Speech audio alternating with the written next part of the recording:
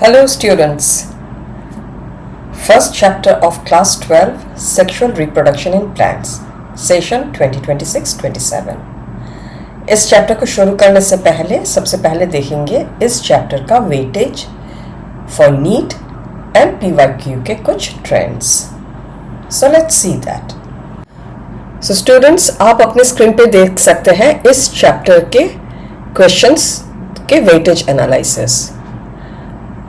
सो पिछले कुछ सालों का अगर हम वेटेज देखें, it comes to around 6%. So on an average हर साल इससे 3 क्वेश्चन से 4 क्वेश्चन आते हैं. मैक्सिमम क्वेश्चन आए थे 6 क्वेश्चन. और वो कौन से साल में था? Let's see.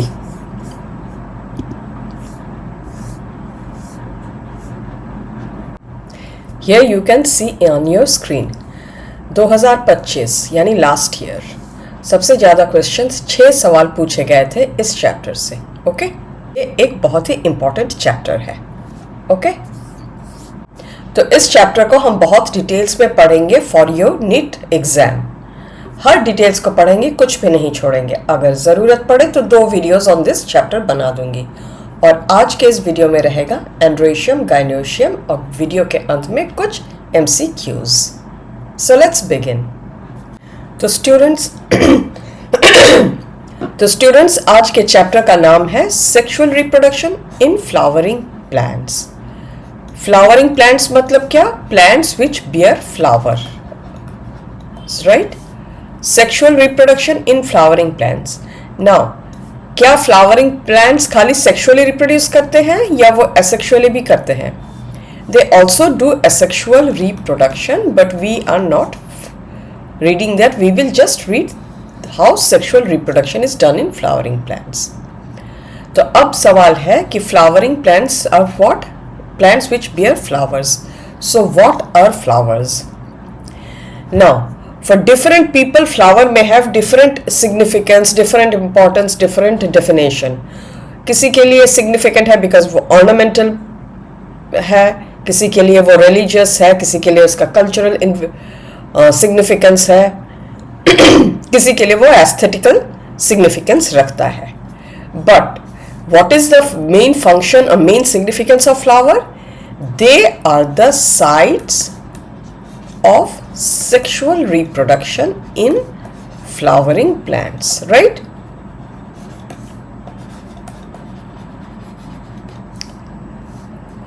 तो फ्लावर इज व्हाट? कितने होल्स है इसके? 4 होल्स. एक तरफ है कैलिक्स, कोरोला, ये एक्सेसरी होल्स है. रिमेंबर फ्रॉम क्लास 11 या प्रीवियस क्लासेस में. दूसरे तरफ है androecium,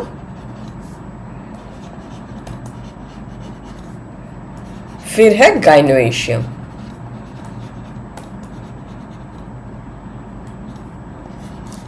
These are the essential holes, यानी यही वो होल्स है जिसके बगैर सेक्सुअल रिप्रोडक्शन नहीं हो सकता. क्लियर है? तो शुरू करते हैं हम फ्लावर कैसे होता है, and then we will see the structure of androecium and then gynoecium. Okay students? So students, हम जब एक प्लांट पे एक फूल को देखते हैं, उससे पहले, बहुत पहले, the plant decides that it has to flower. तो ये होता कैसे है? सबसे पहले हार्मोनल चेंजेस.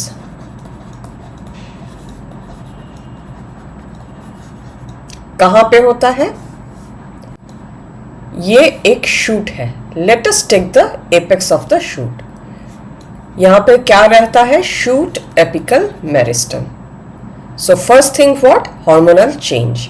ओके, मैं इस जगह को रब कर दूं. Let me just erase this part, then it will be easy to draw and explain.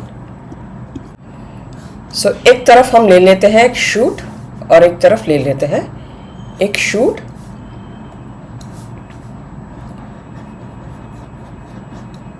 With a flower. Okay, coming back to shoot.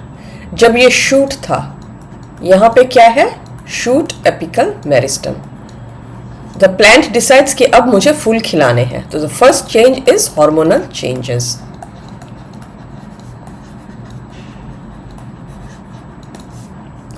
Second, ये हॉर्मोन्स जो सीक्रेट होते हैं, they bring structural and functional changes.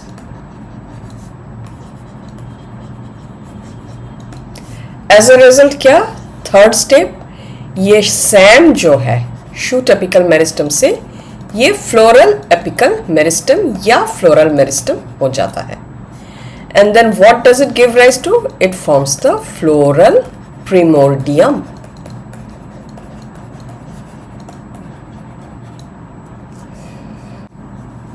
बच्चों, primordium का meaning मालूम है? Most of you know, but फिर भी बोल देती हूँ. Primordium is the tissue at the very earliest stage of development. बिल्कुल इनिशियल्स है. ओके. अब फ्लोरल प्रिमोर्डियम बनाता क्या है? As it undergoes structural and functional changes, it gives rise to the floral buds. और यही जाके it matures into a flower.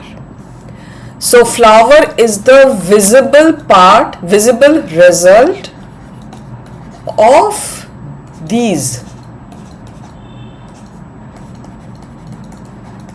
invisible changes.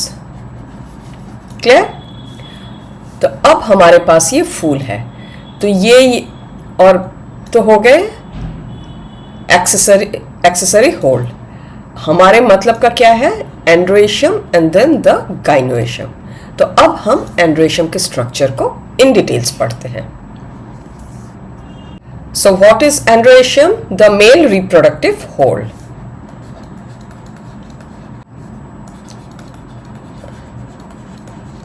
Androecium is nothing but a collection of stamens, right? Individual unit को क्या कहते हैं? Stamen. Now what is a stamen? Structure क्या है?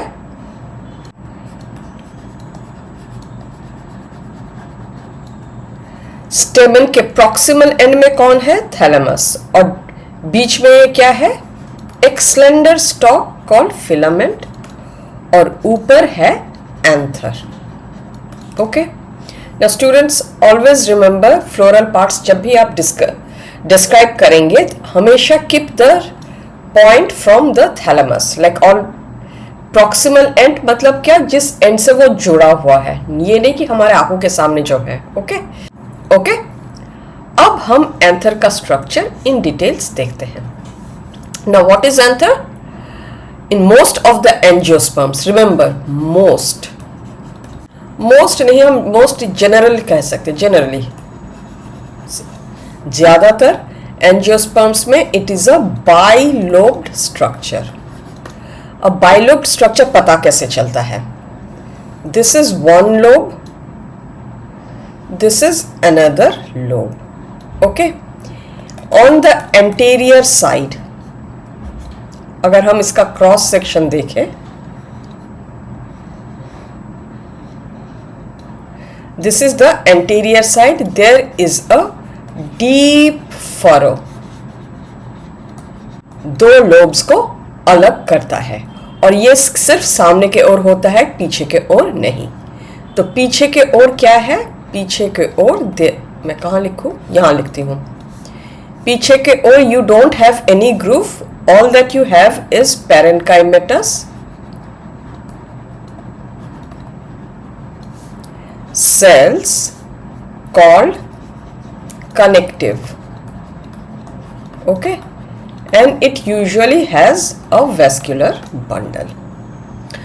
अब हम इसी एंथर के स्ट्रक्चर को उसके क्रॉस सेक्शन से और गहराई से समझेंगे. क्लियर है स्टूडेंट्स? स्टूडेंट्स, वो समझने से पहले आई वुड रिक्वेस्ट कि जिन्होंने अब तक मेरे चैनल को सब्सक्राइब नहीं किया है, please subscribe it now and don't forget to give a like to this video and write your comments. Now ये आपके स्क्रीन पे है the outline of the cross section या transverse section of an anther. और बीच में से अगर line आपके लिए ड्रॉ कर दे रही हो, this means that these are the two lobes. This is lobe 1, this is lobe 2. यहाँ पे है the anterior groove ओके। अब इन लोब्स के अंदर क्या रहता है? एक एक लोब्स के अंदर बीच में रहता है द स्पोरोजेनस टिश्यू।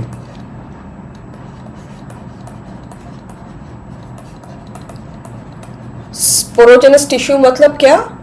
जो वो टिश्यूज या वो सेल्स जो आगे चल के स्पोर्स बनाएंगे।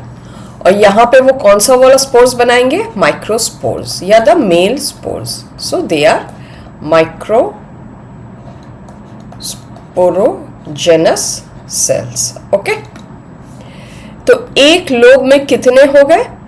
2 ऐसे थीका हो गए, राइट? स्पोरोजेनस टिश्यू या थीका भी आप कह सकते हैं। थीका का मतलब क्या है? अ bag, literally it means a bag और अ थैला।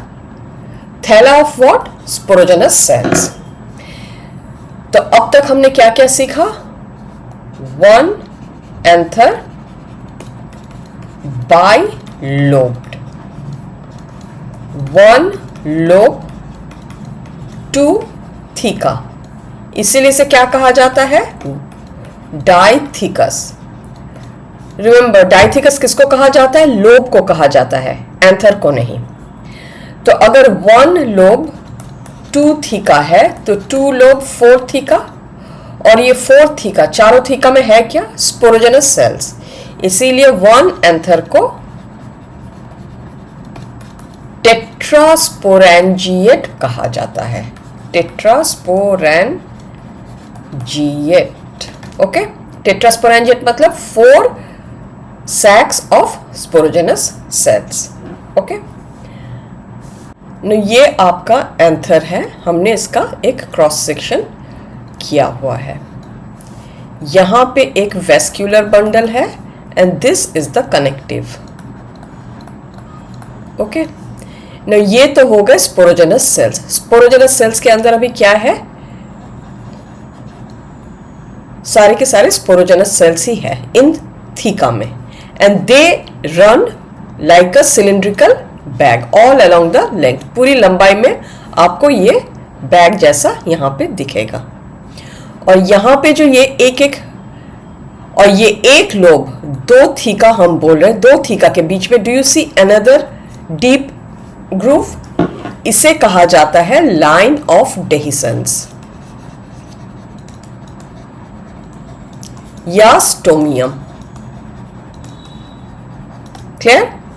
नाउ वी विल स्टडी कि इस लेयर से लेके एक थीका का transfer section in details.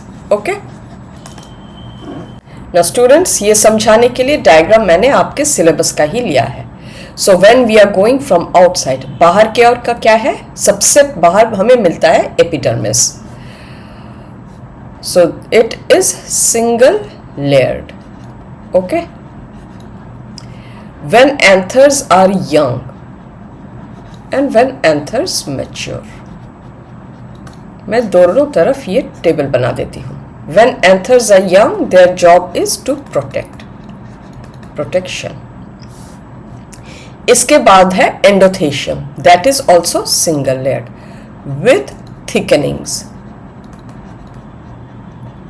Okay, और स्पेशली एंडोथेशियम जो ये स्टोमियम इस जगह पे होते हैं, वहां पे ये थिकनिंग ज्यादा होते हैं, and this layer डिसइंटीग्रेट्स when the anthers mature and they help in dehiscence। Okay, but when the anther is young, तभी भी ये प्रोटेक्शन का ही काम करते हैं। When the anther is matured, epidermis भी shrivel हो जाता है, it shrivels and helps in dehiscence। Same here, it disintegrates, okay, helps in dehiscence। फिर आते हैं middle layers पे। ये 1 to 3 layers हैं। When the anther is young, इसका function है protection, and when it matures it disintegrates and helps in dehiscence। फिर आते हैं बहुत ही इंपॉर्टेंट लेयर, और इस टैपेटम से काफी सवाल आते हैं। Tapetum, this is 1 layered. Cytoplasm इसका dense, and this is multinucleate. Okay. Now when it is young, its main function is nourishment of what? Of the microsporangium. Microspore mother cell बोल सकते हैं या माइक्रोस्पोरेंजियम, यानी सारे के सारे सेल्स को नरिश करते हैं. And when the anther is matured, pollen grains बन चुके हैं, तभी भी ये उनको नरिश ही करते हैं. So there primary and main job is this. Okay. इसके अलावा टैपेटम के कुछ और फंक्शंस हैं. Let me right it here. This is function number 1. Function number 2 is secretion. Secretion of what? Lipid rich Ubish granules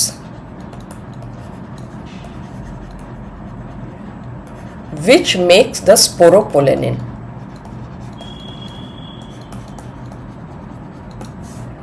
फिर secretion of enzyme callus,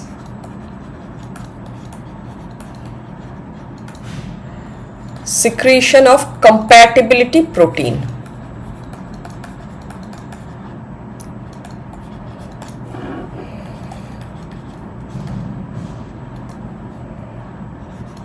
फिर है secretion of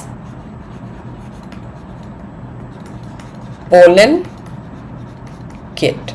okay. ना स्टूडेंट्स, टैपेटम की जो सिक्रीशन सारे होते हैं, जैसे जैसे हम इस चैप्टर को पढ़ेंगे, इनके फंक्शंस आपको क्लियर होते जाएंगे. ओके. नाउ यहां पे एक इंपॉर्टेंट बात है कि cells are dense and multinucleate. What is the role of multinucleate condition? Tapetal cells multinucleate क्यों होते हैं? Because being multinucleate helps them to nourish better. कैसे? Because more the nuclear, more the instructions from the genes, from the chromosomes या the genetic material, more synthesis of food होता है, enzymes ज्यादा secrete होते हैं, प्रोटीन्स ज्यादा बना सकते हैं. Okay. That is why a multinucleate condition, and this is the significance of why tapetal cells are multinucleate. और इस बात पे PYQs कई बार आ चुका है. Okay. So all clear about anther का स्ट्रक्चर. अब हम माइक्रोस्पोरोजेनेसिस पढ़ेंगे. माइक्रोस्पोरोजेनेसिस मतलब क्या? The process of formation of microspores. Okay. Microsporogenesis. So ये एक एंथर है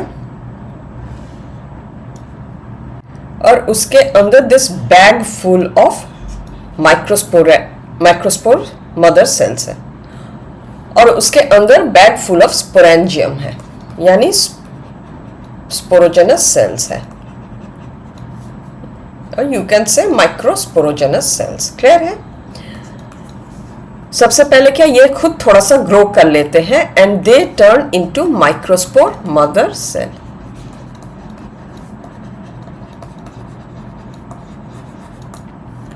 microspore mother cell undergoes meiosis. तो मियोसिस से पहले माइक्रोस्पोर मदर सेल का प्लॉइडी रहता है ट्वाइस एन. मियोसिस हो गया तो what will be the result? Formation of 4 microspores. एक माइक्रोस्पोर मदर सेल से 4 होने वाले हैं. Now their ploidy becomes n. लेकिन ये एक अलग नहीं होते, ये चारों के चारों माइक्रोस्पोर्स इकट्ठे रहते हैं. How? With the help of a ground substance. इनके इर्द गिर्द एक ग्राउंड सब्सटेंस होता है. ओके. और उस ग्राउंड सब्सटेंस का one of the important ingredient is the substance callus. Okay. और जैसे ये मैच्योर होता है, द पोलन ग्रेन्स, ये जो है the spores, they secrete the enzyme callase. Clear है? और callase helps in breaking free from this ground substance so that ये 4 अलग अलग हो जाए. Now they are the pollen grains. Okay. So this was the second function of tapetal cells. Tapetal cells in grains को इनको feed करते थे, ये वाले enzyme secrete करते थे and they stored it. Now they are using it. Clear है? तो हमने शुरू यहाँ से microsporogenous cell से किया था. Then we saw the microspore mother cell, फिर the microspores, and now they have broken free. Now they are individual microspores या the pollen grains. Now pollen grain के अंदर ये धीरे धीरे मैच्योर हो रहे हैं, डिवाइड हो रहे हैं, अलग हो रहे हैं. Okay, they are maturing, dividing and separating. बाहर की ओर क्या हो रहा है? The anther matures the outer layers and dehydrates. Okay, why? So that सिकुड़ के they can सिकुड़ in the along the line of dehiscence and help in dehiscence. Okay, release of this pollen grains. All clear students? समझ में आया? अब हम यहां से अपना नेक्स्ट जर्नी शुरू करेंगे. The structure of a pollen grain से. Pollen grains generally spherical. Okay, but their shapes can be variable. Okay, और इनका diameter होता है 25 to 50 micrometer. Clear? And they are called the male gametophytes. Gametophyte का मतलब क्या? The structure that bears the gametes. Clear है? यानी pollen grain gamete नहीं है, इसके अंदर आगे चल के ये मेल गैमेट्स बनाने वाले हैं. So let's see that journey. Okay okay students, तो ये डायग्राम मैंने आपके बुक से ही लिया है. So this is the single pollen grain. Clear है? अब ये सिंगल सेल है, ये न्यूक्लियस है, इसका साइटोप्लाज्म क्या है? It's very dense. Now we see appearance of vacuoles. ये साइटोप्लाज्म जो है ये वैक्यूलेट हो जाते हैं, छोटे छोटे वैक्यूल्स आते हैं. They push the nucleus towards one side. फिर क्या होता है? स्पिंडल फाइबर फॉर्मेशन जो है दैट इज एसिमेट्रिक. और स्पिंडल फाइबर फॉर्मेशन होता है, सेल डिवीजन होता है. The cell division is asymmetric. Clear है? एसिमेट्रिक मतलब क्या? एक सेल लार्ज है और एक cell small. So the large cell is the vegetative cell. What are the features? dense cytoplasm, reserve food, abundant, right? Generative cell कैसा होता है? Spindle shaped.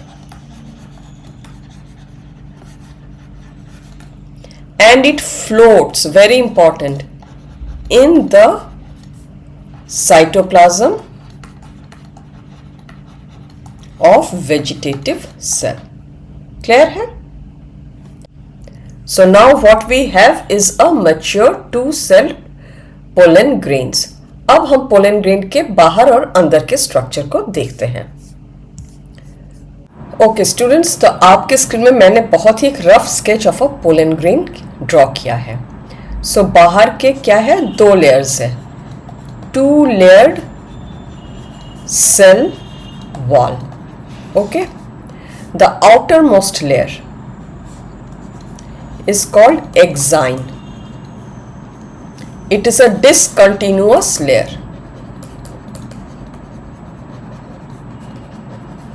क्यों? क्योंकि बीच बीच में do you see these pores?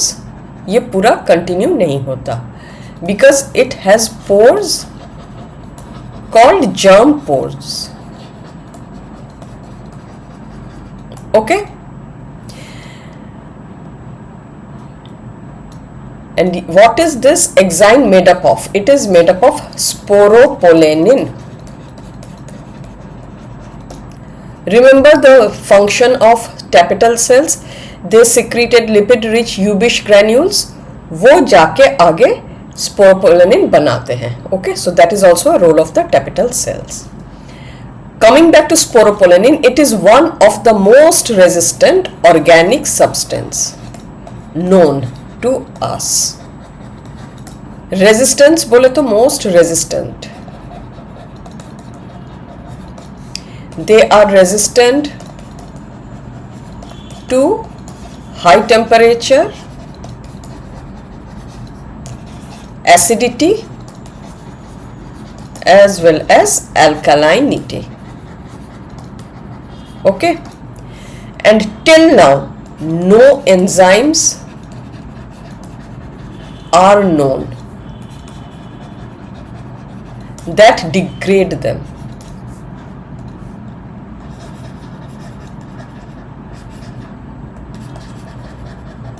इसका मतलब क्या? ऐसा नहीं है कि ऐसा कोई एंजाइम है नहीं. We have not found the enzyme yet. Okay, and because of this sporopollenin, pollens को फॉसिल्स में भी पाया जाता है. They are well preserved in fossils. Okay, now coming back to germ pores. ये बीच बीच में छोड़ क्यों देते हैं? This germ pores are let this, यहाँ पे स्पोरोपोलेनिन नहीं होता because they have to let the pollen tube out. Okay, pollen tube out. तो ये हो गया function of germ pores. Clear? अब इंटाइन पे आते हैं. Now the inner cell wall is called intine. It is made up of what? Cellulose plus pectin. Typical cell wall constituent है और ये लेयर कंटिन्यूअस है. ओके, उसके what does it enclose? It encloses the plasma membrane.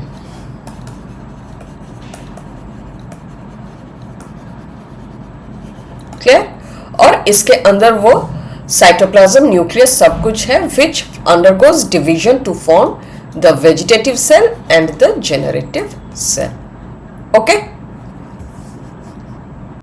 तो बच्चों हमने division of pollen grain की pollen grain divide करके वेजिटेटिव सेल और जेनरेटिव सेल कैसे बनाते हैं वो ऑलरेडी देख लिया है. Now in 60% of the angiosperms, pollens are shared in this two cell structure, two cell stage. तो rest of the 40% में क्या होता है? 3 cell stage हो जाता है. 3 cell क्या होता है? 3 cell का मतलब क्या? ये pollen grain हो गया. This is the vegetative cell and this is the generative cell. तो यहां पे क्या होता है? The generative cell it undergoes 1 mitotic division.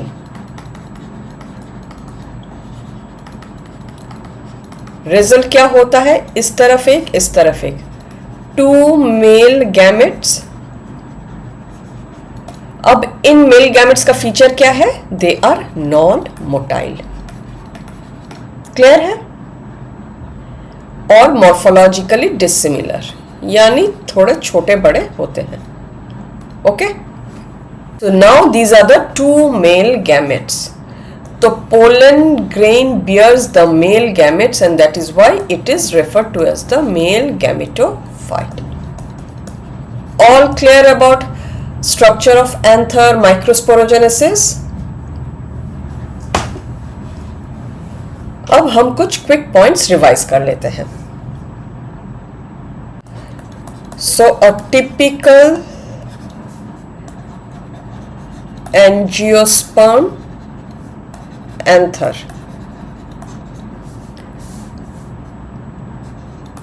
bilobed, tetrasporangiate. When immatured,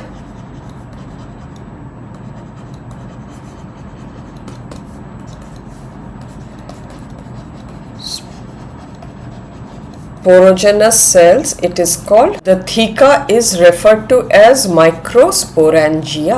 And when mature, same theca is referred to as pollen sacs. तो ये नाम depend करता है on the level of maturity पे। Clear? Sporogenous cells give rise to microspore mother cell. यहां पे meiosis, 4 microspore tetrad, they break free and give rise to the pollen grains. So twice n, फिर n. And the pollen grains, they undergo division to produce 2 male gametes. So इससे पहले meiosis खाली एक ही जगह हमें देखने को मिलता है, बाकी सारे के सारे divisions mitosis होते हैं।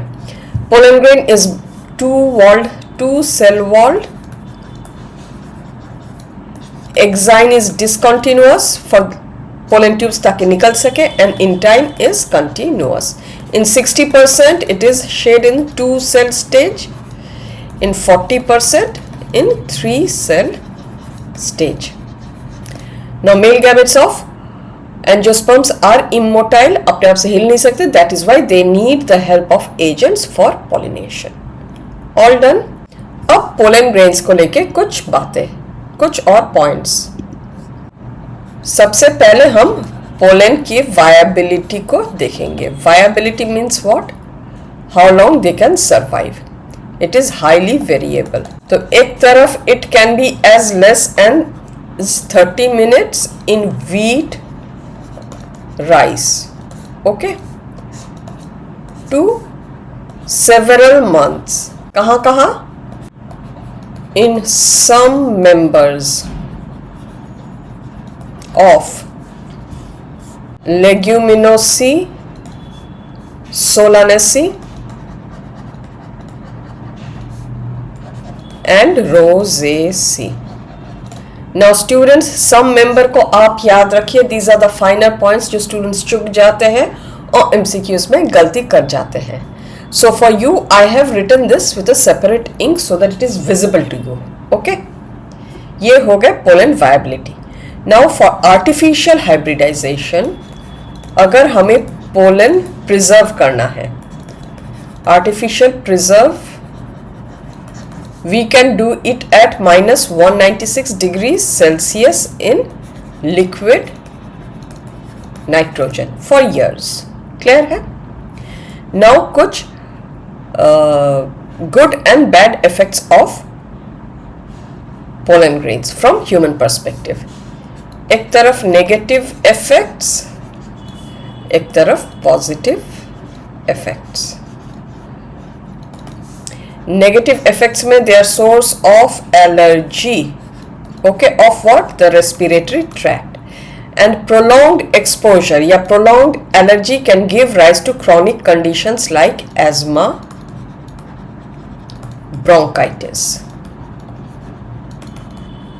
और ऐसा ही एक एग्जाम्पल है पोलेंस ऑफ पार्थेनियम। जब भी नीचे आती हूँ ना, इसकी लिखावट मोटी हो जाती है ना। Parthenium is not indigenous to India, ये इंपोर्टेड व्हीट के साथ इंडिया में चला आया था। क्लियर है? अब आते हैं इसके पॉजिटिव इफेक्ट्स में। Nutritional value very high, and that is why in the West it is used as food supplements, enhance performance of horses and athletes. इतनी पावर है, ओके। इसीलिए पोलन से ये लोग बहुत डिफरेंट तरह के प्रोडक्ट्स बनाते हैं for human consumption, which can be tablet, cream, syrup, okay. So now we are completely done with everything about androecium given in your syllabus. अब हम फीमेल रिप्रोडक्टिव पार्ट यानी गायनेशियम को देखते हैं। So gynoecium is what students? The female reproductive part. इसके single unit को क्या कहा जाता है? Carpel. Now flowers can be Now, the number of carpel in flowers is highly variable. वो सिंगल भी हो सकता है, मल्टीपल भी हो सकता है, फ्री भी हो सकता है, फ्यूज्ड भी हो सकता है, राइट? सिंगल है तो मोनोकार्पिलरी या मोनोकार्पल बोल सकते हैं, 2 है तो बाइकार्पल, 3 है तो ट्राइकार्पल, और उससे ज्यादा है मोर देन 3 मल्टीकार्पल या पॉलीकार्पल भी बोल सकते हैं। ओके, तो ये आपके स्क्रीन पे बहुत ही rough sketch of a carpel है। तो सबसे बेस में the swollen structure is called ovary, और इसके अंदर का जो ये कैविटी है, this is called the locule, right? अब ओवरी के अंदर भी कुछ टिश्यूज होते हैं which are referred to as placenta. ये प्लेसेंटा से अटैच्ड होते हैं ovules, and ovules are referred to as megasporangia. Okay, megasporangia मतलब क्या? These our body of sporogenous cells which will form the megaspore in future. फिर आ गया ये स्टॉक, ये एक हॉलो सिलिंड्रिकल स्ट्रक्चर है, slender cylindrical,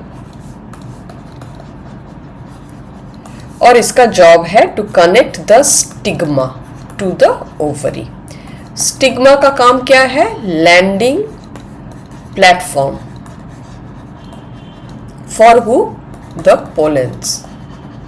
Okay, and when the pollens fall here, they make the pollen tube which grows through the stalk and reaches the ovary and the ovules. All clear?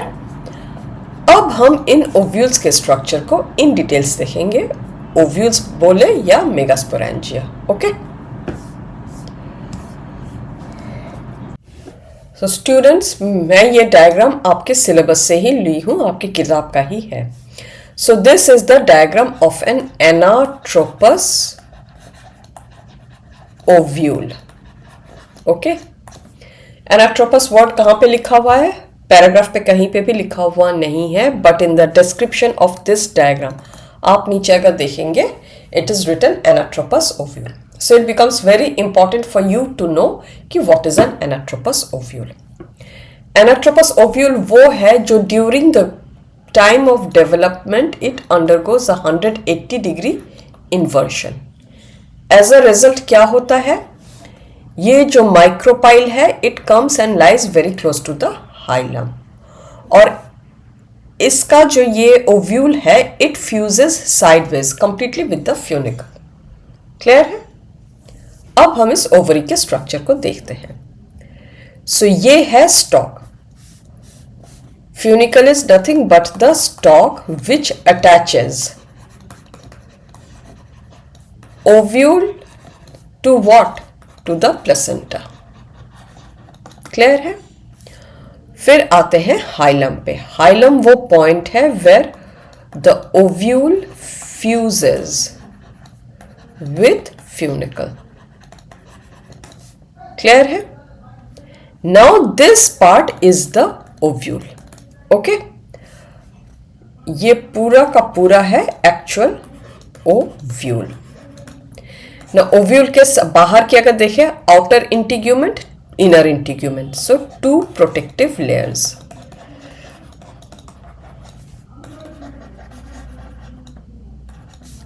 Outer integument, inner integument, और ये जो protective layers है, these are discontinuous. Discontinuous मतलब क्या? कि ये पूरा का पूरा ओव्यूल को कवर नहीं करते, ये एक ओपनिंग छोड़ देते हैं। Do you see here? That opening is called the micropyle. Micropyle opening, ये वो ओपनिंग है which you see in the ovule and it persists in the seeds also.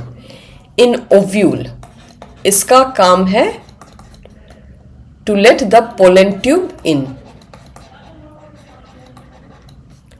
और in seeds oxygen and water in. Clear है? Now right opposite to the micropyle एक और end है which is called the chalazal end, और इसी को base of the ovule कहा जाता है। सो कभी अगर रेफरेंस चाहिए कि which side is the base, remember the chalazal side या the side opposite to the micropyle is the base of the ovule. अब इन इंटीग्यूमेंट्स के अंदर है क्या? न्यूसेलस। ये न्यूसेलस क्या है? Nucellus is homogenous body of sporogenous cells.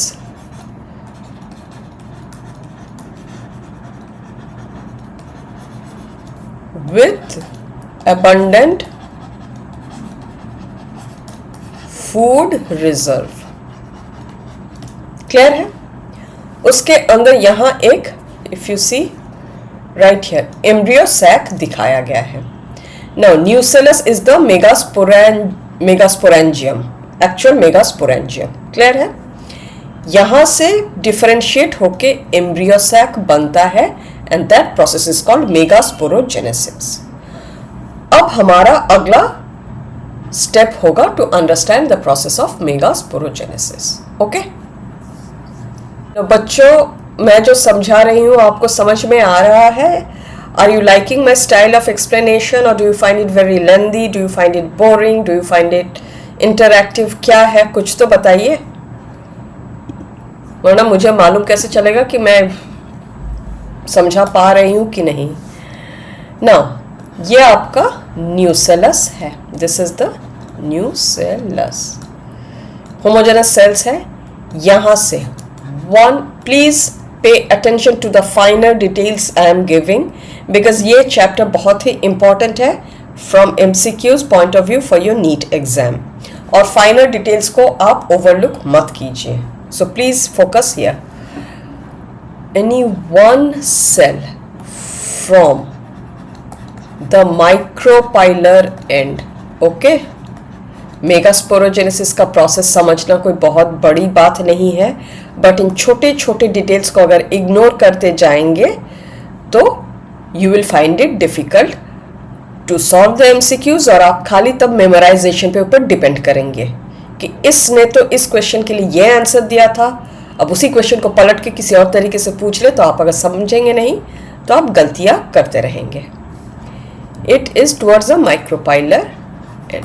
Okay, one cell from the micropylar end differentiates as megaspore, mother cell। तो हो गया एक मेगास्पोर मदर सेल। सो मेगास्पोर मदर सेल का प्लॉइडी क्या है? Twice N. Y?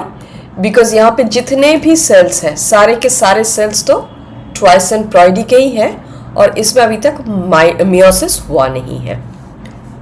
Megaspore mother cell, now it undergoes meiosis. Clear है?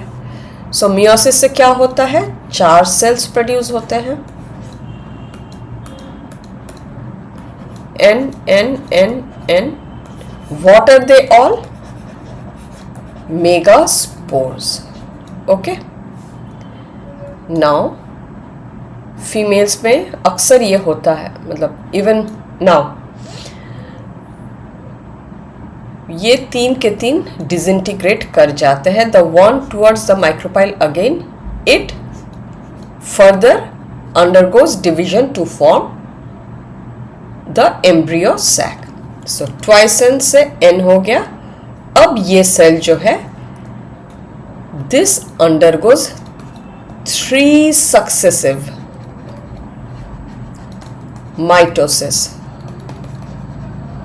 Okay, लेकिन ये माइटोसिस सेल्यूलर नहीं होता, ये न्यूक्लियर डिवीजन ही खाली होता है। इसमें nuclear divisions only, cell wall lay नहीं होता। सो एज अ रिजल्ट होता क्या है? It this is the cell, इसके अंदर 3 डिविजन्स हो गए, तो कितने न्यूक्लियस? ओके नो, मैं पूरा ड्रॉ ही करके आपको समझाती हूँ. नाउ इट अंडरगोज 1 माइटोसिस, तो बाइन्यूक्लिएट हो गए. अब यहां पे फिर से माइटोसिस होता है, that is the second mitosis. तो कितने हो गए? 1 2 3 4. अब it undergoes the third mitosis. Clear है? अब इसके अंदर कितने न्यूक्लियस हो गए? 1 2 3 4 5 6 7 8 न्यूक्लियस. तो अब तक जो डिविजन्स हो रहे थे they were all free nuclear. अब 8 न्यूक्लियस फॉर्म होने के बाद it will give rise, cell wall will be laid down. Okay,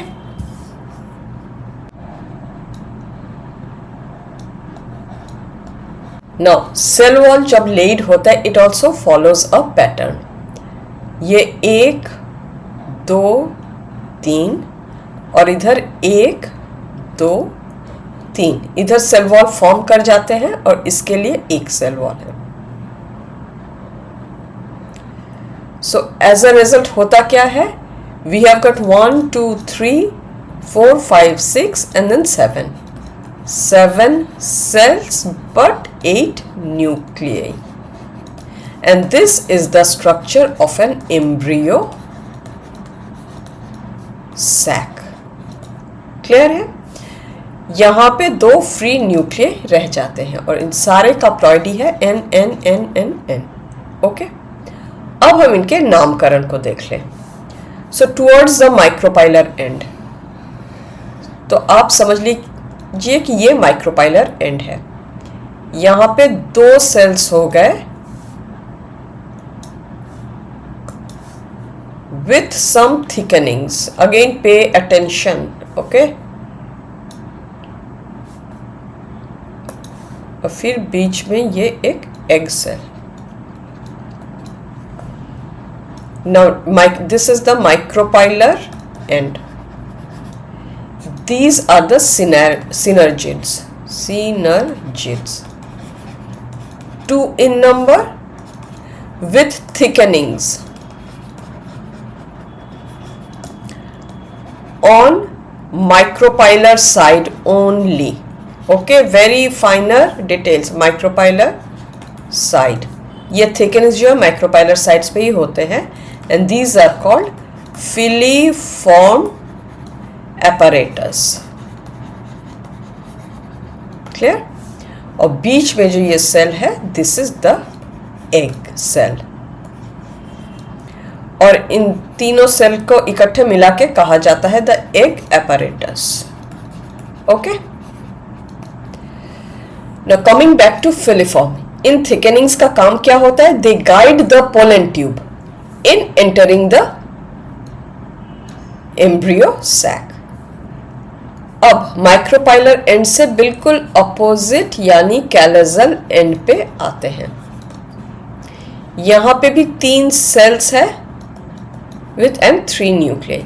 These are called antipodals. Okay, और बीच में जो सेल है that has 2 nuclei. इसको कहा जाता है central cell. All clear about the structure of a mature embryo sac? Now, ये जो embryo sac था, it developed from 1 megaspore. Okay, and in most of the angiosperms, please write it, in most of the angiosperms embryo sac develops from 1 megaspore, or such a development is called monosporic development. Okay, या monosporic embryo sac. क्या इसके exceptions नहीं होते? Exceptions बिल्कुल होते हैं, बाइस्पोरिक भी होते हैं, but that is not a part of your syllabus. मैं इसे इसीलिए कह दे रही हूँ, I am insisting that please remember कि हम जो भी पढ़ रहे हैं that is not universal for all the angiosperms, there are exceptions. इसीलिए always pay attention to word like generally, mostly. Okay, तो हो गया ये monosporic development of embryo sac. Now इस एम्ब्रियो सैक के अंदर एग है which is going to get fertilized. So ये क्या हो गया? ये हो गया the female gamete. Thus embryo sac is called the female gametophyte। समझ में आया एम्ब्रियो सैक को फीमेल गैमेटोफाइट क्यों कहा जाता है? सो ओव्यूल इज द मेगास्पोरेंजियम जिसके अंदर सारे के सारे न्यूसेलस टिश्यूज है और उससे एम्ब्रियो सैक बनता है। Embryo sac is that structure which finally bears the female gamete and that is why embryo sac is the female gametophyte in angiosperms। Now all clear about the structure of embryo sac? Filiform apparatus किस तरफ है, कैलिजल and कौन से तरफ है, micropylar and कौन से तरफ है? Now one thing that I would like to show you here in your screen, it is the same thing explained। आप अगर देखेंगे if you pay attention, micropylar end यहाँ कहा गया है, this is the nucellar cell और इसी तरफ मेगास्पोर डिफरेंशिएट होता है, इट अंडरगोज डिवीजन। ये मियोसिस 1 के बाद का है, that is why megaspore dyad कहा जा रहा है इसे। मियोसिस 1 के बाद 2 ही सेल्स होते हैं, right? And this is called the megaspore tetrad, यानी यहाँ पे मियोसिस 2 भी हो चुका है। नाउ कमिंग डाउन, इसमें से खाली एक, only one is surviving and usually the one at the micropylar and survives. अब उसके सेल में फर्स्ट फ्री न्यूक्लियर डिवीजन यहाँ हुआ है। This is the first free nuclear division, this is the second free nuclear division and this is the third free nuclear division. फिर cell walls यहाँ पे धीरे धीरे लेट हो रहे हैं, ओके? एंड ऑलवेज रिमेंबर, यहाँ पे अगर आप देखेंगे तो इस पे सिनर्जिड्स को ऊपर दिखाया गया है और फिर इसमें माइक्रोपाइलर एंड को नीचे। So never be confused, always look at the diagram of the ovule और देखिए कि सिनर्जिड्स या एग apparatus किस तरफ है। ओव्यूल तो नेचर पे है, वो यूं भी हो सकता है, ऐसा भी हो सकता है, ऐसा भी हो सकता है, right? So it is not the side but it is the structure of the presence of which cell at which end that decides कि आप उसको कैलिजल एंड या माइक्रोपाइलर एंड कहेंगे। स्टूडेंट्स, अगर आपको लग रहा है कि मैं डिटेल्स में आपको सब कुछ समझा पा रही हूँ and if I am able to clarify everything, make things crystal clear, एक लाइक इस वीडियो के लिए बनता है and please don't forget to mention your comments whatever your feedback is, okay? तो that was all about the structure of the male and the female part. अब हम आते हैं इनके पॉलिनेशन पे। तो अब हम देखते हैं इनका pollination. Pollination is what? Transfer of pollens from anther to the stigma. Clear है? और इसी पॉलिनेशन के बहुत सारे से टाइप्स हो सकते हैं। We can classify pollination into different types.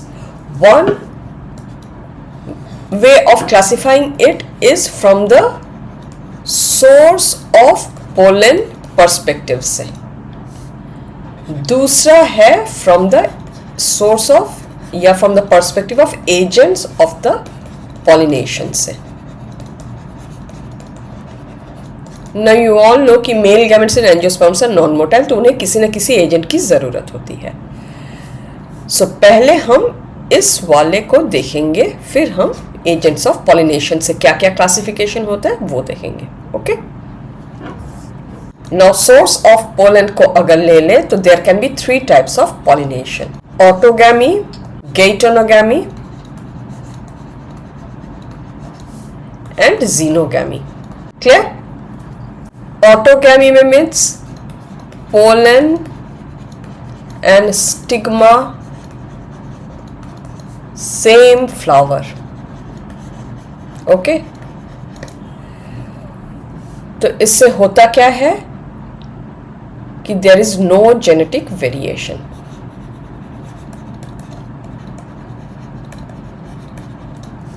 एक ही फूल का एंथर, एक ही फूल का पोलन ग्रेन उसी के स्टिग्मा पे लैंड करता है। No genetic variation, this is kind of an inbreeding, right. तो जब भी हम किसी बाइसेक्सुअल फूल को खिलता हुआ देखते हैं, दैट डज नॉट मीन कि वो ऑटोगैमस है।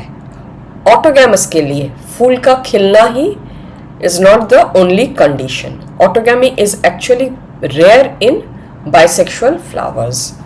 ऑटोगैमी कुछ कुछ फ्लावर्स में स्पेसिफिकली देखा जाता है। और ऑटोगैमी के लिए कंडीशन क्या है? Pollen release and stigma receptivity में सिंक्रोनाइजेशन होना चाहिए। यानी स्टिग्मा जब मैच्योर होकर रिसीव करने लायक हो गया, बिल्कुल उसी वक्त पोलेंस भी मैच्योर्ड डिहाइस होकर उसी पे आने चाहिए। Secondly, very close positioning of both. Clear है? नाउ ऑटोगैमी को अब आते हैं गेटोनोगैमी में। गेटोनोगैमी में पोलन एंड स्टिग्मा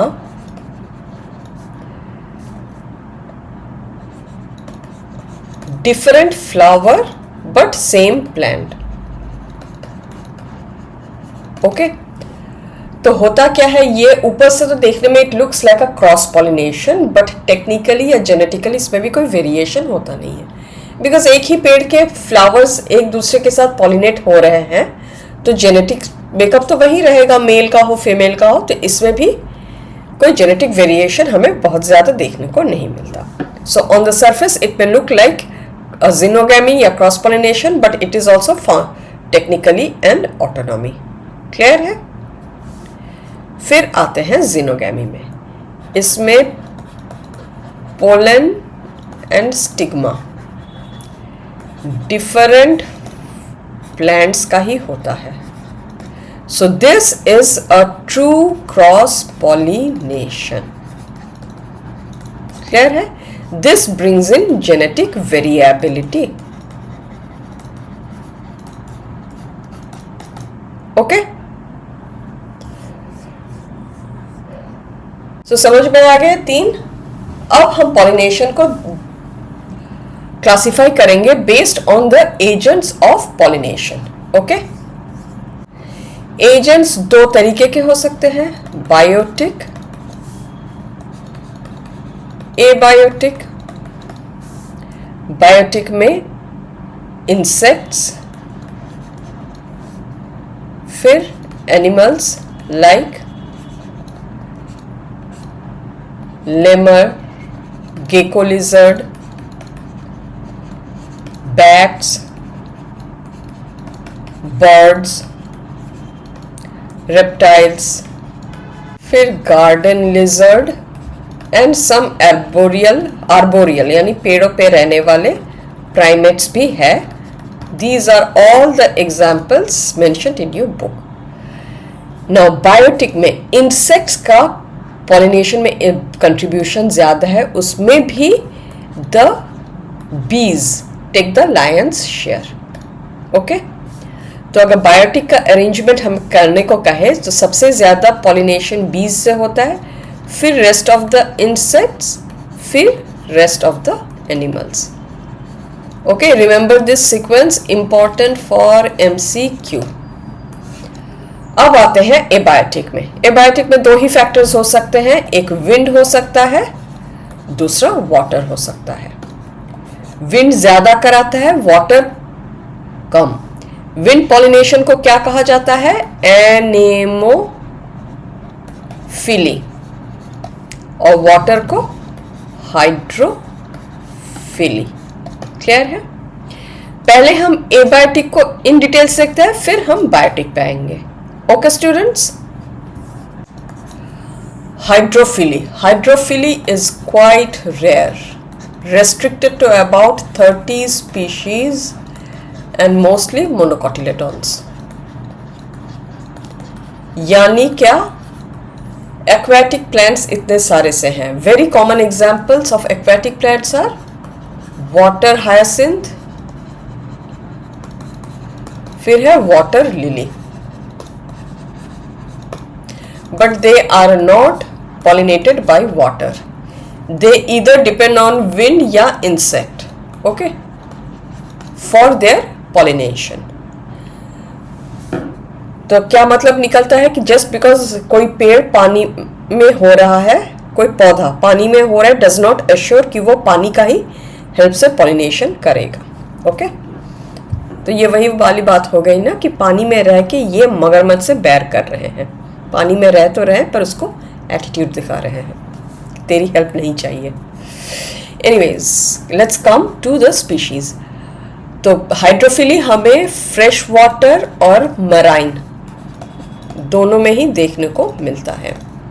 मराइन के एग्जाम्पल है सी ग्रासेस,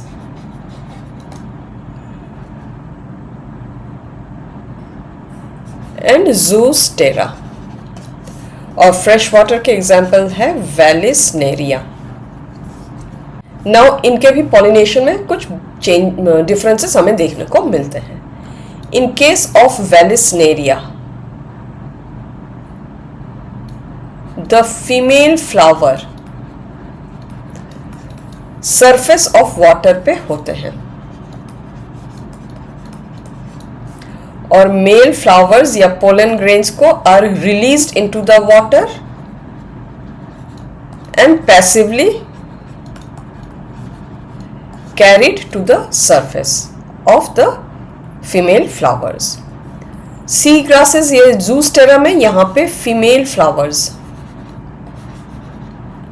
सबमर्ज्ड होते हैं, यानी पानी के अंदर होते हैं और पोलेंस को भी पानी के अंदर ही रिलीज किया जाता है and passively they are also carried to the stigma. Clear है? Now to achieve this hydrophily जो प्लांट्स दिखाते हैं उनके पोलेंस लॉन्ग रिबन शेप्ड होते हैं because they have to float in the water current, okay, and all pollens have mucilage covering. Mucilage covering क्यों? For protection in water. All clear? Done with hydrophily? अब हम आते हैं एनेमोफिली में। एनेमोफिली मतलब pollination by wind. Pollination by wind अगर हो रहा है तो पोलेंस के कुछ कुछ स्पेशल फीचर्स होंगे। They have to be light weight क्योंकि इन्हें हवा में उड़ना है, नॉन स्टिकी। क्लियर? एनेमोफिली हमें ज्यादातर कहाँ देखने को मिलता है? इन ग्रासेस, वीट। तो ग्रासेस एंड वीट के फ्लावर्स को आपने कभी देखा है? देयर फ्लावर्स आर इनकॉन्स्पिक्युअस, मतलब बहुत बड़ा कलरफुल फ्रेग्रेंट होने की जरूरत नहीं है। And if the flowers are small and the flowers are small they are packed in inflorescences. Clear है?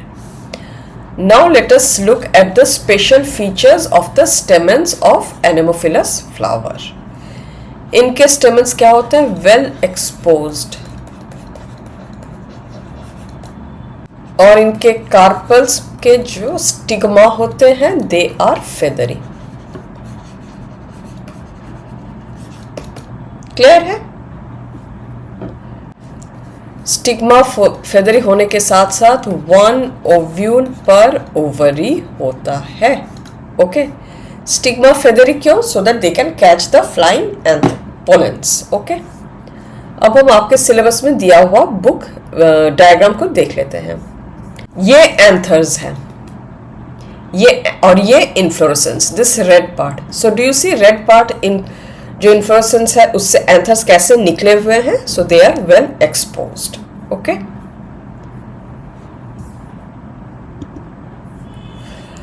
और विंड पॉलिनेशन का एक बहुत ही इंटरेस्टिंग एग्जाम्पल है द प्लांट कॉर्न। एमसीक्यू इससे आ चुका है। कॉर्न ऑन द कॉब, आप अगर देखेंगे मेल प्लांट्स पे बिल्कुल ऊपर की तरफ यूं एक्सपोज्ड स्टिग्मा होते हैं, सॉरी एंथर्स होते हैं, and they are called the tassels. Okay और फीमेल में ये तो कॉर्न ऑन द कॉब हो गया। अब बहुत बार जब कॉर्न को खाते भी हैं तो you will see some thread filamentous structures, वो कुछ नहीं, वो रेमिनेंट ऑफ स्टिग्मा होते हैं और इनको when they are live they are referred to as silk of the corn. All clear about wind pollination. अब बायोटिक पॉलिनेशन में आते हैं।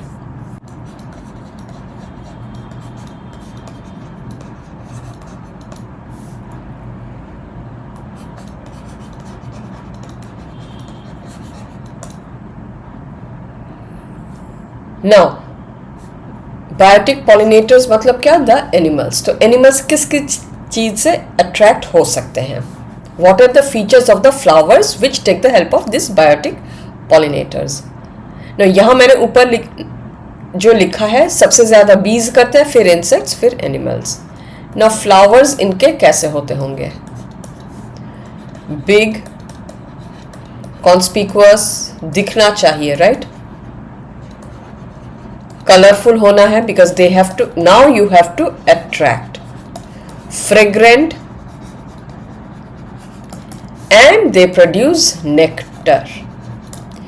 क्योंकि एनिमल्स को अगर फूलों की तरफ जाना है या तो they will be attracted by the fragrance या कुछ तो उन्हें खाने को चाहिए, वरना वो जाएंगे क्यों? The nectar. Exception here is flies and beetles. They get attracted to flowers which give out foul smell. उनका attraction foul smell होता है, okay? Besides this, pollen grains भी इनका reward होता है for all the animals, insects. Clear है? Now, जैसे ही ये bird हो या insect हो या animal हो, whenever it touches a flower, the stigma, so whenever an animal is touching the flower, तो उससे वो pollen grains चिपक जाते हैं। तो इससे क्या पता चलता है कि insect pollinated को entomophilia भी कहा जाता है, just for your knowledge, okay? Their pollens are sticky, तभी तो वो चिपकेंगे, right? And then we sit on the next flower, pollens उस पे चिपक land होते हैं। And what gives the pollen a sticky nature? It is the protein called pollen kit. और याद है the beginning of the video हमने देखा था function of tapetum में secretion of pollen kit for the pollen grains is also a function of the tapetum. Clear? Now जो भी animals visit करता है फ्लावर को, they get a reward of what? Nectar in most of the cases. But कुछ ऐसे animals होते हैं, those who just eat the nectar but do not pollinate. तो ऐसे डू नॉट पॉलिनेट, ऐसे को क्या कहा जाता है? Nectar robbers, okay? वो किसी काम के नहीं होते for the plant, they are just robbers robbing it of the nectars. अब हम कुछ इंटरेस्टिंग पॉलिनेशन के केसेस को देखते हैं। एक तरफ है द फ्लावर एमोर्फोफैलस,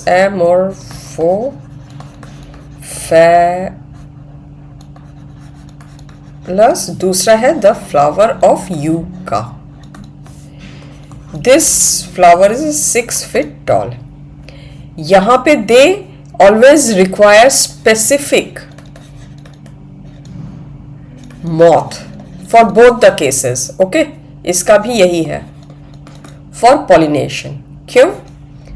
ये इनका कार्पेल है, ये स्टिग्मा है, इसके लॉक्यूल में ये moth enters, okay?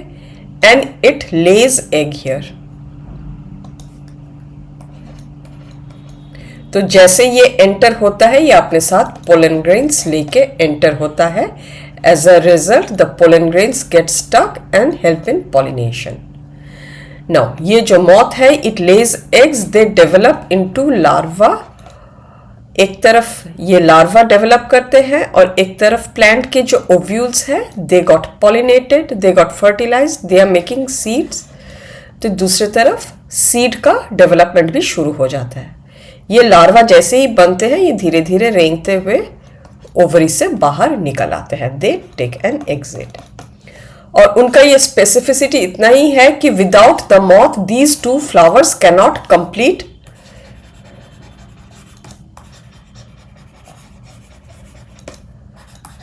There life cycle. Okay, यानी पॉलिनेट होंगे तो होंगे, खाली इसी वाले मॉथ से होंगे। All done with pollination. तो स्टूडेंट्स, अब तक हमने male and female reproductive parts देखे एंड पॉलिनेशन को देखा। Now pollination means what? Landing of the pollen into the stigma. तो क्या लगता है कि हर एक landing results in a successful fertilization? The answer is no. क्योंकि कीड़े मकोड़े जब रेंग रहे होते हैं या हवा जब पोलेंस को ले जाते हैं एक दूसरे जगह से दूसरे जगह, जो पोलेंस आते हैं जरूरी नहीं है कि वो उसी फ्लावर का उसी स्पीशीज का हो। एक भंवरा पहले गेंदे के फूल में बैठा, फिर जाके वो गुलाब के फूल में बैठा। अब गेंदे के फूल का पोलन गुलाब के फूल पे तो चला गया है, right? So next step to the pollination is the pollen pistil interaction. Okay, pollen pistil interaction क्या है? So pollen pistil interaction क्या है? This is nothing but chemical dialogue.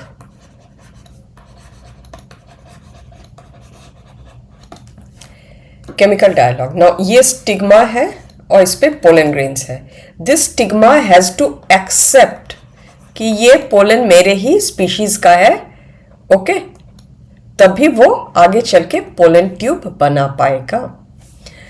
तो ये chemical dialogue from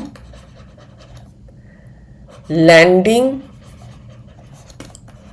of pollen till rejection, अगर अपना नहीं हुआ, या एक्सेप्टेंस, और अगर एक्सेप्टेंस हो गया till pollen tube enters the embryo sac. जो भी केमिकल चेंजेस होते हैं, एक्सेप्ट हुआ रिजेक्ट हुआ, सारे के सारे को पोलन पिस्टल इंटरैक्शन कहा जाता है। और ये पोलन पिस्टल इंटरैक्शन पे जो केमिकल है, who identifies what? The chemical that is on the surface of the pollen grain.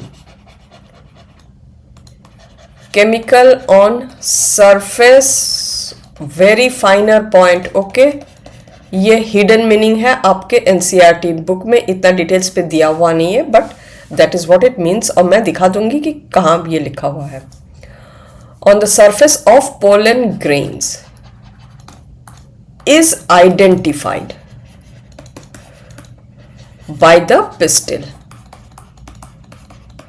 Clear है?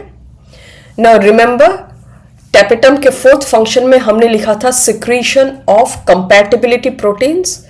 तो वही पोलन ग्रेन में वही वाले compatibility proteins है कि नहीं, उसी केमिकल को चेक करता है the first thing that the stigma does. Okay? अगर अपना वाला हो गया तो एक्सेप्ट कर देंगे, अगर अपना वाला नहीं हुआ तो रिजेक्ट कर देंगे। Now let me show this in your book. See, the pistil has the ability to recognize the pollen whether it is of right type, compatible, or of wrong type. फिर यहां पे आते हैं, this dialogue is mediated by chemical components of the pollen, यानी the compatibility of the pollen grain. Okay, the pistil identifies that. इसी को मैं वहां in details समझा रही थी। Okay, now अब मैं आपके बुक में यहीं पे समझा देती हूं। So इस डायग्राम को अगर आप देखें, these are the diagrams of the pollen grains that have landed on the stigma. ये सारे के सारे पोलन ट्यूब्स है। तो क्या एक पोलन ट्यूब जाता है? नो, पोलन ट्यूब बहुत सारे से जा सकते हैं, but only one makes the cut. Okay, and here if you see in details. Okay, मैं पहले पोलन ट्यूब के बारे में एक बात और कह दूं, समझा दूं, फिर मैं वापस यहीं आऊंगी. नाउ यहां पे once the pollen has landed, outer layer is exine, inner is intine. फिर है plasma membrane. Plasma membrane of who? The vegetative cell. It comes out through the germ pore. Okay, of the exine layer to form the pollen tube.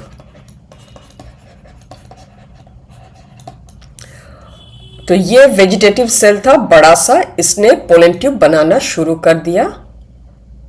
As pollen tube कब बनता है? Only after acceptance. और ये exine layer है and this is the germ पोर.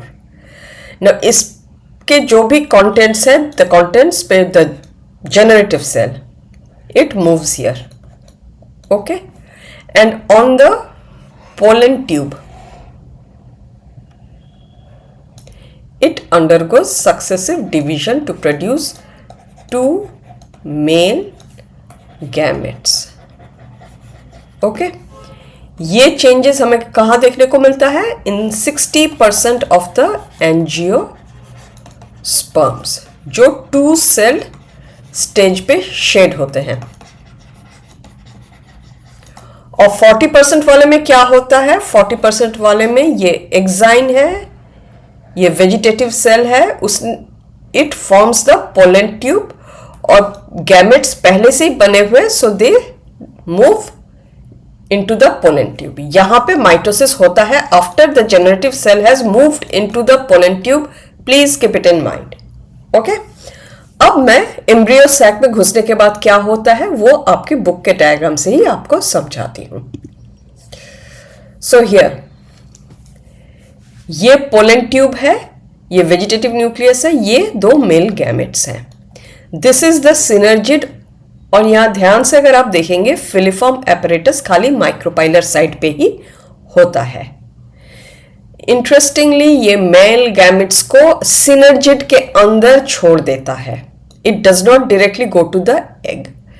फिर ये धीरे धीरे डिसइंटीग्रेट होता है and one of the male gamete fuses with the egg and the other travels up to the polar nuclei and it fuses there. और यहाँ पे साफ तौर पे लिखा भी हुआ है, discharge of the male gametes into a synergid and movement of the sperms, one into the egg and other into the central cell. So all clear, everything is sitting in details. आपके दिमाग में बैठ रहा है कि नहीं? आप मुझे कमेंट सेक्शन में ज़रूर बताइए. बैठ रहा है तो भी, अगर नहीं बैठ रहा है तो भी.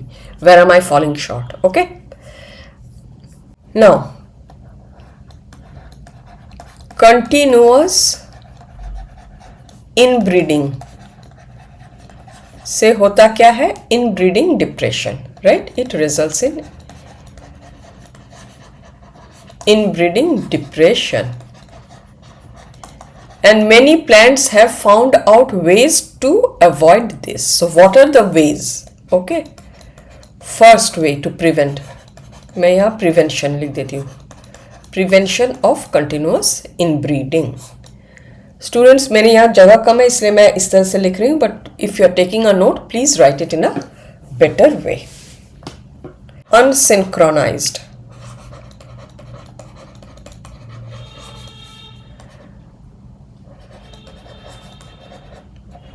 Maturity of stigma and release of pollen. दोनों का टाइम आगे पीछे कर देते हैं. ओके, या तो पोलन को पहले मैच्योर करवा दिया, स्टिग्मा बाद में पोलन को पहले डेहाइस करा दिया, स्टिग्मा को बाद में मैच्योर करेंगे, या वाइस वर्सा. दूसरा है हेरकोगैमी. यहां पे क्या? Anthers and carpels. At different position या डिफरेंट हाइट्स। ओके, डिस्टेंस बढ़ा देते हैं। Third one is genetic incompatibility.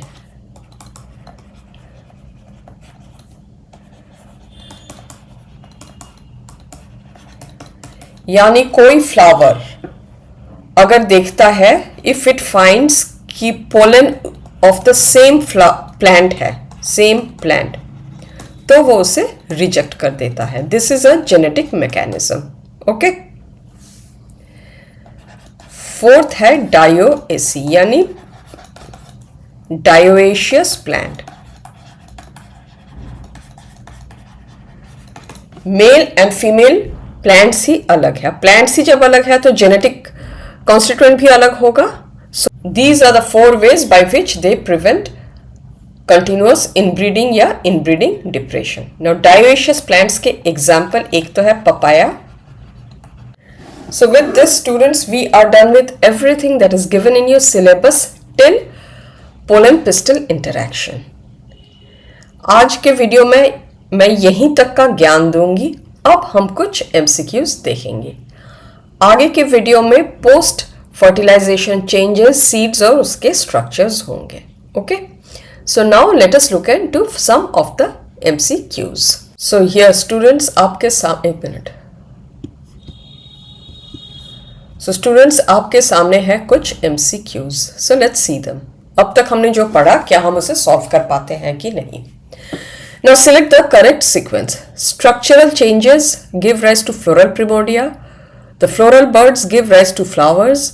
Hormonal changes that lead to the development of floral primordia. The flower blooms. तो कौन सा इवेंट पहले होता है, कौन सा बाद में? सबसे पहले तो C आएगा। हार्मोनल चेंजेस सबसे पहले होते हैं, राइट? हार्मोनल चेंजेस के बाद क्या होगा? फ्लोरल प्रिमोर्डिया, यानी C and A. So the correct option here will be C, A, B, D, third. फिर आते हैं select the incorrect one with respect to androecium. Stamens are individual members of androecium, correct. They vary in morphology, may be free and fused, ये भी correct है. Attached to the thalamus at the proximal end, ये भी correct है. Represent microsporangia, no, ये पूरी correct नहीं है। एंड्रोएशियम पूरा does not mean microsporangia, only a part of it represents. और which part? The lobes, right? The anther, anther के अंदर होता है। So this is the incorrect statement, option D. Select the correct one. Anther is attached to the proximal end of the filament. यही तो गलत, correct one कहा है। Okay. So anther is selected on the distal end. Okay. Proximal हमेशा thalamus है, जहां से उसका origin होता है, जहां से वो निकलता है। Okay. All angiosperm anthers are bilobed and tetrasporangiate. यहाँ पे all word गलत है, most या generally कहते हैं तो सही होता। Often a longitudinal groove separates the theca of the lobes. Anthers are basifix to the filament. यही बात सच है। Often, see, अब हमेशा longitudinal groove नहीं होता, कुछ में line of dehiscence circular on the top भी होता है, but यहाँ often word use करके they have justified it. So this is the correct answer. Now, anthers are basifix to the filament. Anthers show various forms in fixation to the filament, and that is a part that you will do in your practical study, right? Cells of which of the following layers show polyploidy? Epidermis नहीं, endothecium नहीं, middle layers भी नहीं, tapetum दिखाता है, so the correct answer is tapetum. Multinucleate condition and polyploidy होता है, okay? Which is odd with respect to androecium? Tapetum dehiscens integument microsporogenesis. Integument is a layer found in the megasporangium. Androecium में नहीं, तो the odd हो गया यहाँ पे option C. Now next question, select the odd one for male gametophyte of angiosperms.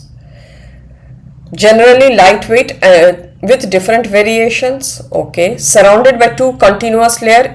यही पे गलत हो गया, two continuous layers नहीं है, इंटाइन कंटिन्यूअस है, एक्साइन नहीं. ओके, तो ये ऑड हो गया. फिर भी हम आगे देख लेते हैं.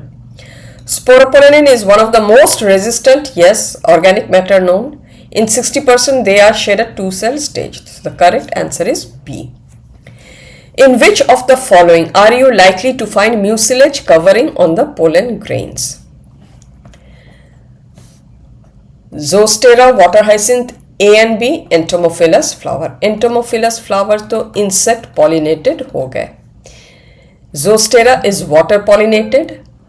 वाटर हाइसिंथ जो है वो होता तो पानी में है, it does not use water for pollination, लेकिन फिर भी इनके पोलेंस में म्यूसिलेज कवर थोड़ा सा रहता है. So the correct answer will be A and B. Okay,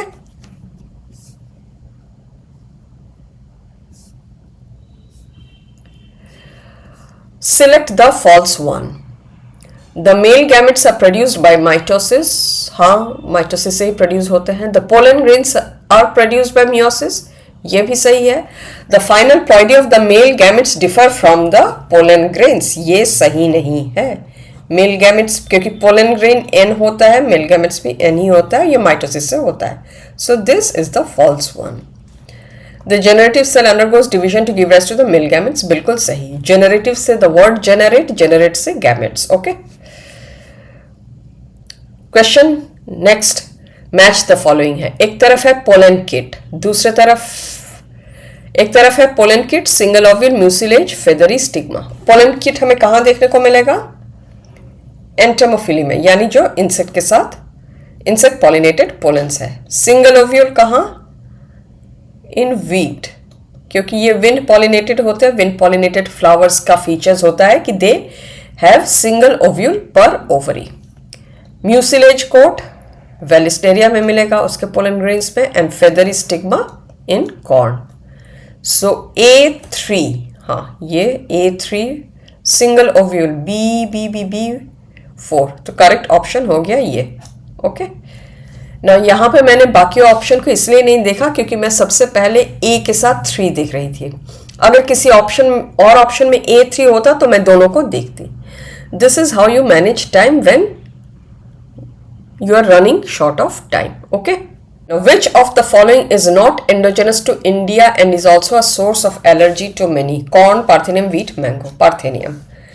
Two-celled pollen occurs due to asymmetric mitosis, symmetric mitosis, amitosis, meiosis. Asymmetric mitosis होता है. The reason for tapetal cells to be multinucleate is meet the nutritional demand of the developing microspores better. बिल्कुल सही. Support rapid protein synthesis, ये भी सही. Support enzyme production, ये भी सही. सो the correct answer will be all of the above. Clear? The mature male gametophyte is 1 celled, 2 celled, 3 celled, 4 celled. Okay, male gametophyte कौन है? The pollen grain. ये कितने होते हैं? It is 2 cell. Okay, all pollen grains at maturity are 2 celled. फिर चाहे तो आगे, ये तो बेस हो गया. when they are 2 celled you know that the pollen grain has completely matured. फिर आगे चल के डिफरेंस होता है, बट हम 2 celled को ही मैच्योर स्टेज मानते हैं. सो the correct is 2 celled. Okay, select the incorrect statement regarding pollens. Pollens of different plants show different viability period. This is true. Pollens of wheat remain viable for 30 minutes. ये भी सही है. Pollens of Rosaceae, Solanaceae, Leguminosae are viable for months. Pollens can be stored at -190 degrees Celsius liquid nitrogen. गलत है C, because pollen of Rosaceae, Solanaceae, Leguminosae, यहाँ पे some word is missing. अगर हम सिर्फ ऐसे लिखते हैं so we mean all, लेकिन all का इतना लंबा viability नहीं होता. ओके, now female part पे. now question next is regarding the female reproductive part. Multicarpillary Apocarpus gynoecium is seen in. माइशेलिया पहला आंसर, राइट। हिबिस्कस मैंगो, पेपरवर नहीं।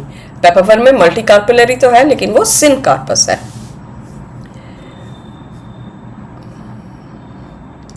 What is correct about megasporangia? Represented by pistil नहीं, attached to placenta, हाँ ovules are attached. They are always one per ovule. No, ये भी नहीं. We are talking of megasporangia. Megasporangia are ovules. One per ovule is given to confuse you. One embryo sac per ovule होता है. Okay. All are correct? No. Only this is correct. Which of the following show many ovules? Wheat, paddy, orchid, mango. Wheat and paddy and mango ये सारे के सारे one है. The answer is ovules, orchids, sorry. और ये जो है ना, ये solution, ये clue आपके इसी chapter में है. When we will do the next part of the video, I will tell you how can you come to this conclusion. Where are you likely to find locule? Stigma style ovary, ovule. Correct answer is ovary. Select the incorrect one. The stalk of the ovule is funicle. This is correct. Hilum is the place where the body of the ovule fuses with funicle. This is also correct. Integuments form the protective covering. Okay. Micropyle, ये भी सही है. Micropyle at the basal end. Micropyle basal end पे नहीं होता, basal end पे callosal end होता है. So this is the incorrect one. Okay students, ये interesting. The female equivalent of tapetum is, tapetum क्या करता है? Nourishment का काम करता है to the microspores. Endosperm, perisperm, nucellus, AB. So the correct answer will be nucellus. AB endosperm embryo को nourish करता है, perisperm is different thing. Correct answer is nucellus. Out of nucellus, megaspore mother cell, functional megaspore and embryo sac, which one does not show mitosis? Now nucellus पे mitosis होता है, as it develops megaspore mother cell बनता है. megaspore mother cell meiosis दिखाता है, वही एक cell है जो meiosis के बाद functional megaspore बनाता है, और इसके बाद के सारे divisions mitosis होते हैं. So the correct answer is megaspore mother cell. Okay. Now this question is very interesting. From which of the following an archisporium is likely to develop? Archisporium आपको लग रहा होगा कि मैं कौन से दुनिया से ये word लेके आई. So if you look into the summary of the chapter, वहाँ पे this word is mentioned, and that is why I have incorporated this word in the MCQ. Integuments, nucellus, embryo sac, pen. Archisporium refers to the embryo sac है, तो वो nucellus से develop करता है. Okay? और वहाँ पे summary पे ये line है. मैं चाहूँ तो आपको अभी दिखा सकती हूँ, but you please open the book and look, search for it by yourself. Next question. अब questions है pollinations से. Which of the following shows a bisexual flower? Vallisneria का फ्लावर ऊपर, मेल नीचे. डायरेक्टली तो लिखा हुआ नहीं, बट इसी से हम कंक्लूड करते हैं कि flowers are not bisexual. Zea mays corn वो भी यूनिसेक्सुअल है. पपाया भी डायोशियस है. इसका एग्जांपल हम कहाँ कहाँ देखते हैं? जिनोगैमी में देखते हैं, राइट. बचा कौन? ओक्सैलिस. और ओक्सैलिस सिर्फ बाइसेक्सुअल ही नहीं, ये तो कैज़्मो एज वेल एज क्लेस्टो दोनों तरह के फूल बनाते हैं कि इसको सेल्फ ब्रीडिंग करना ही करना है. Next question. Which of the following is common amongst abiotic agents? Which of the following is common amongst abiotic agent? Hydrophily, entomophily, ornithophily, anemophily. ये तो इंसेक्ट और ये बर्ड हो गया. बचा कौन? हाइड्रोफिली, एनेमोफिली. तो एनेमोफिली यानी विंड पॉलिनेशन ज्यादा कॉमन है. In which of the following are you likely to find inconspicuous flower? Inconspicuous flower यानी जो फूल बहुत ज़्यादा दिखता नहीं हो, छोटा सा हो. एंटोमोफिली, इंसेक्ट होगा नहीं. एनेमोफिली, गेटेनोकोमस प्लांट्स भी नहीं होगा. ऑर्निथोफिली भी नहीं होगा. होगा तो होगा एनेमोफिली, जैसे grasses, wheat, rice. Okay. Which of the flower Which of the following flower may not assure seed formation? Oxalis तो assure करता है, कोमेलिना भी करता है, वायोला भी करता है, जो नहीं करता वो है papaya. So the correct answer is this. Okay. Which of the following show geitonogamy? Geitonogamy. Oxalis तो autogamy हो गया, papaya xenogamy, viola भी get. तो बचा कौन? Solanum. This shows geitonogamy. Which of the following is a characteristic of insect pollinated flower? Fragrant, rich in nectar, large and colorful. All of the above. All of the above होगा. In which of the following pollen grains are likely to be long ribbon like? पानी वाले में, right? Vallisneria और Zostera में हमने पढ़ा है. So the correct answer is hydrophily. बाकियों में नहीं. Dioecious condition prevents autogamy, geitonogamy, xenogamy, A and B. It prevents both autogamy and xenogamy. So correct answer will be A and B. So correct option is option D. Which of the following is functionally a cross pollination but not genetically? Autogamy, geitonogamy, xenogamy, none. Correct answer is geitonogamy. Which of the flower is likely to emit odor or foul smell? Flowers pollinated by insects, flowers pollinated by flies and beetles, flowers pollinated by gecko, flowers pollinated by bird. The correct option is option B. So that was all about the MCQs. तो आज का video मैं यही ख़त्म करती हूँ. I hope आपको समझ में आया. Your feedback is very important for me. मैं हर वीडियो के अंत में ये कहती हूँ, but no one gives a feedback. Anyways, तो आज का वीडियो यही ख़त्म होता है. ये वीडियो आपको कैसा लगा? Please let me know in the comment section. Don't forget to subscribe to my channel and give a like to this video. At least जो एफर्ट दे रही हो एक वीडियो बनाने के लिए, उसके नाम पे तो एक लाइक दे दो. It's just a matter of a click. पता भी नहीं चलेगा, आपका नाम तक नहीं आएगा सामने. Okay. Anyways, I'm going to see you again in the next video where we will do the rest part of this chapter. Till then, take care. Bye.